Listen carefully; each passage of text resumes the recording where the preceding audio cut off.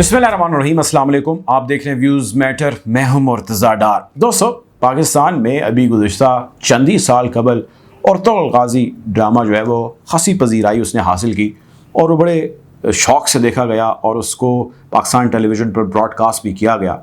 और उर्तुगल गाज़ी की शख्सियत से यकीनी तौर पे मुसलमान तो उसके मोतरफ़ हैं, लेकिन मगरबी ममालिक में बहुत सारे लोग जो हैं उनके मोतरफ़ हैं। उर्तुगल गाज़ी सल्तनत उस्मानिया के जो है वो बुनियाद रखने में उनका बड़ा एक अहम रोल था। एक वो सल्तनत उस्मानिया जो तुर्कों की पहचान थी, और एक आज की जो तुर्क हुकूमत है ये ऐसी 360 डाइवर्जन है कि अपनी मिसाल ये आप ही खुद है। ऐसी मिसालें माजी के अंदर मिलती हैं लेकिन कम मिलती हैं। आज की स्टोरी इंतहाई अहम है। मैं आपके सामने 2-3 चीज़ें रखूँगा और आपको ये समझाने की कोशिश करूँगा कि जो मामला दिखते हैं वो असल में वैसे होते क्यों नहीं हैं, और अगर वैसे वो होते हैं तो उसके पीछे कौन से अवामिल कार फरमा होते हैं। इसराइल के सदर इस वक्त मौजूद हैं तुर्की में, ऑफिशियल दौरा कर रहे हैं। अंकारा में इस वक्त वो बैठे हैं। एक तो मैं आपको ये बताऊँगा कि ये यहाँ पर क्यों आए, तुर्की के साथ इसराइल के इतने ताल्लुकात किस तरह बनने लगे। दूसरी बात आज हम ये करेंगे कि सऊदी अरेबिया और मुत्तहिदा अरब अमारात के जो बादशाह हैं, जो किंग हैं, जो वहाँ के प्रिंस हैं, जो रूह रवां हैं, वो सदर जो बाइडेन का टेलीफोन नहीं सुनते, बल्कि टेलीफोन ना सुनना तो अलहदा, उनको कॉल बैक भी नहीं करते। वो बार बार फ़ोन करते हैं, ये बार बार कॉल उनकी नहीं उठाते। ये कहने को तो लगता है जैसे कोई फ़र्ज़ी बात है या हकीकत नहीं लगती है। ये मैंने जब खबर पढ़ी थी तो मुझे भी नहीं लग रही थी, लेकिन मैं आपको आज की स्टोरी में बताऊंगा कि ऐसा हो रहा है तो क्यों हो रहा है। बहुत ही इंटरेस्टिंग डेवलपमेंट्स आपके साथ शेयर करता हूँ। गुफ्तगू का बाकायदा आगाज़ करते हैं। आपने अगर हमारे चैनल को सब्सक्राइब नहीं किया कर लें, फेसबुक पेज पर जाइए, इसको लाइक कीजिए ताकि ऐसी मज़ीद वीडियोज़ आप तक बर वक्त पहुँच सकें। सबसे पहली और ज़रूरी चीज़ ये, मैं आपको पहले न्यूज़ देता हूँ कि इस वक्त प्रेसिडेंट ऑफ इज़राइल, जिनका नाम है आइज़ैक हेरज़ोग, वो दौरा कर रहे हैं, ऑफिशियल दौरा कर रहे हैं, स्टेट टूर कर रहे हैं ऑफ टर्की में आए। उनको बड़ा ज़बरदस्त किस्म का जो है वो वेलकम दिया। तैयब रजब एर्दोगान उनको जो है वो रिसीव करने के लिए गए और घोड़ों के जो है वहाँ पे समेत, फ़ौज के दस्तों समेत, जिस तरह एक वेलकम दिया जाता है किसी एक स्टेट डिग्नेटरी को, इसी किस्म का उनको जो है वो बड़ा हाई लेवल का वेलकम मिला। इस दौरे का जो मकसद है मैं उसकी डिटेल में जाता हूँ, लेकिन उससे पहले मैं आपको याद दहानी कराना चाहता हूँ अभी रिसेंट पास की। आपको याद होगा हमने भी इसके ऊपर स्टोरीज़ की कि अब से कुछ महीने पुरानी ही बात है कि फ़लस्तीनियों पे गज़ा की पट्टी पे जब यही इसराइल बमबारी कर रहा था, तो आपको याद है उस वक्त जौन सा मुस्लिम मुल्क या जौन सा मुस्लिम लीडर हीरोगरी के चक्कर में सामने आ रहा था, वो यही मौसूफ जनाब तैयब रजब एर्दोगान साहब थे, जो अपने आप को उस वक्त मुस्लिम उम्मा का लीडर बना के पेश कर रहे थे, जो कि उनका हमेशा से एक फैंसी किस्म का शौक़ रहा है कि वो अपने आप को मुस्लिम लीडरों के तौर पे जो है या उसकी फहरिस्त में शामिल करना चाहते हैं।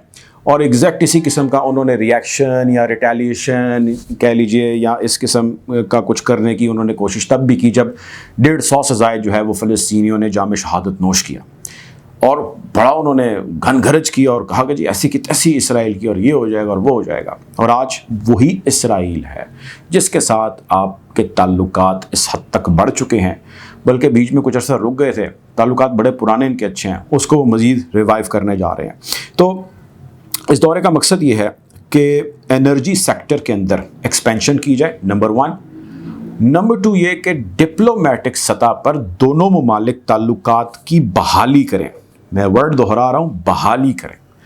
2007 तक दोनों ममालिक के ताल्लुकात बहुत अच्छे थे। 2007 से ऑनवर्ड 2016 तक मामलात कुछ गड़बड़ का शिकार हो गए थे, और अब एक मर्तबा से दोबारा उनको बेहतर करने की कोशिश की जा रही है। इससे पहले नेतन्याहू जो है वो मौजूद थे। नेतन्याहू के साथ कुछ ख़ास तैयब रजब एर्दोगान की बनती नहीं थी। अब चूँकि वो जा चुके हैं, इज़राइल के जो प्राइम मिनिस्टर हैं उनकी जगह नफ्ताली बेनेट आ चुके हैं, या नफ्ताली बेनेट का सारा पैराफिनेलिया आ चुका है जो अपोजिशन पार्टी के हैं।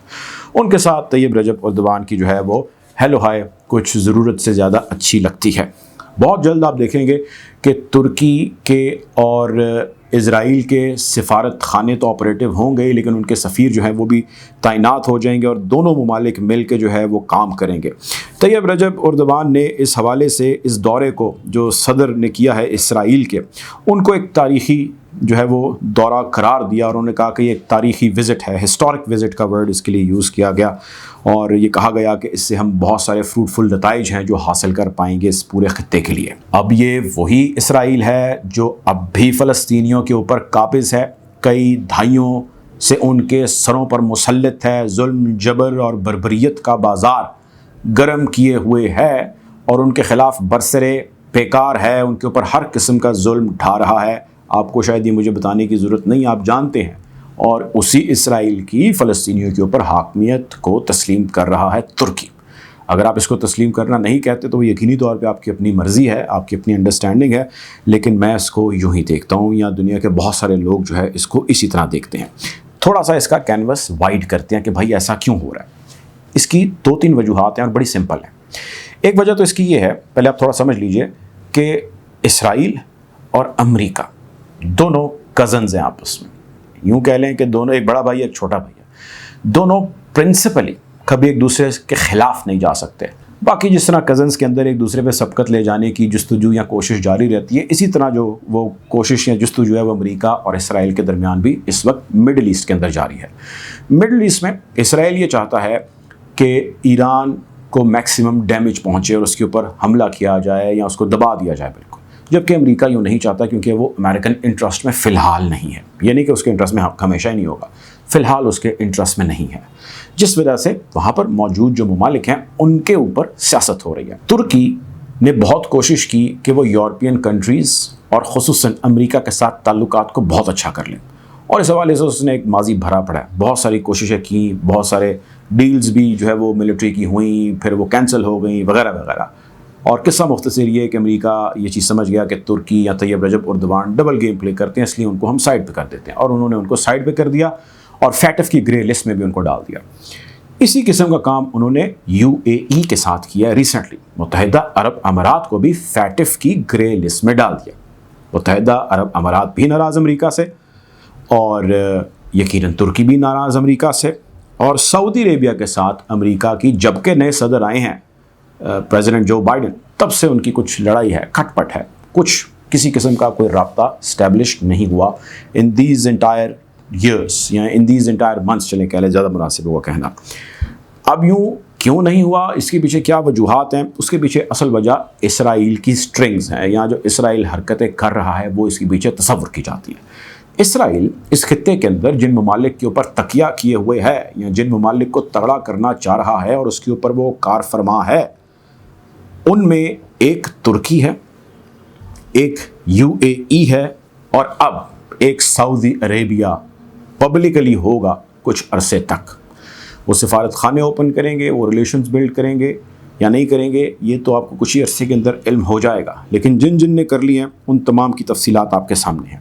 اب اس سب اسنا میں 2 ممالک ہیں، ایک متحدہ عرب امارات اور سعودی عربیہ، جن کو اب امریکہ رابطہ کر رہا ہے، اور وہ رابطہ اس لیے کر رہا ہے کیونکہ امریکہ ایران کے ساتھ JCPOA یعنی کہ نیوکلیئر ڈیل کرنا چاہ رہا ہے، اور اس ڈیل کے ہونے والے اثرات اور اس سے جڑی اور بہت ساری چیزیں ہیں، کمپلیکسٹیز ہیں، جن کی وجہ سے امریکہ کو کچھ حد تک ضرورت پیش آئے گی، اور وہ آئے گی خصوصاً متحدہ عرب امارات کی اور سعودی عربیہ کی، جس میں خیال یہ کیا جا رہا ہے کہ زیادہ ضرورت اس چیز کی پیش آئے گی کہ وہ اپنا ہاتھ ہلکا رکھیں گے یمن میں، اور وہ اپنا ہلکا ہاتھ رکھیں گے ایران پہ، دوسرے لفظوں میں کہہ لیجیے، چونکہ ہو جوہری معاہدے کی ڈیل رہی ہے لیکن اس کے اثرات دورس ہوں گے، یعنی کہ اس ڈیل ہو جانے کے بعد خیال یہ کیا جا رہا ہے کہ یمن، سیریا سمیت دیگر جتنے بھی ممالک ہیں، وہاں پہ جتنے بھی مسئلے ویسٹرن کنٹریز کو اس وقت درپیش ہیں ایران سے ریلیٹڈ، ان کو ٹیپر ڈاؤن کیا جا سکے گا، اور اس کے لیے ظاہر ہے جن کے خلاف ایران برسر پیکار ہے انہی کو سمجھانا ہوگا۔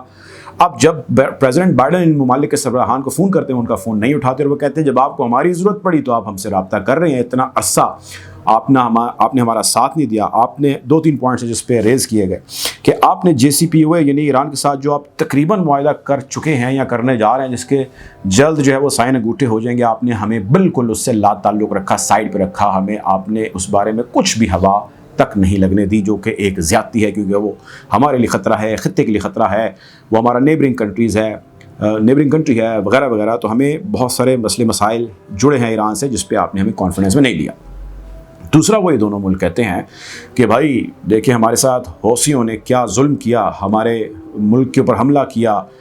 سعودی عربیہ کے ایئرپورٹس پہ تو حملے جاری تھے، ارامکو پہ حملے جاری تھے، لیکن اس کے ساتھ ساتھ انہوں نے UAE کے اوپر بھی جو ہے وہ میزائل داغنے شروع کر دیا. آپ نے کسی بھی جگہ پہ کھل کے جو ہے ان کے خلاف کسی بھی قسم کی کوئی کارروائی کی ہی نہیں ہے، بلکہ آپ نے الٹا متحدہ عرب امارات کو فیٹف کی گرے لسٹ کے اندر ڈلوا دیا ہے.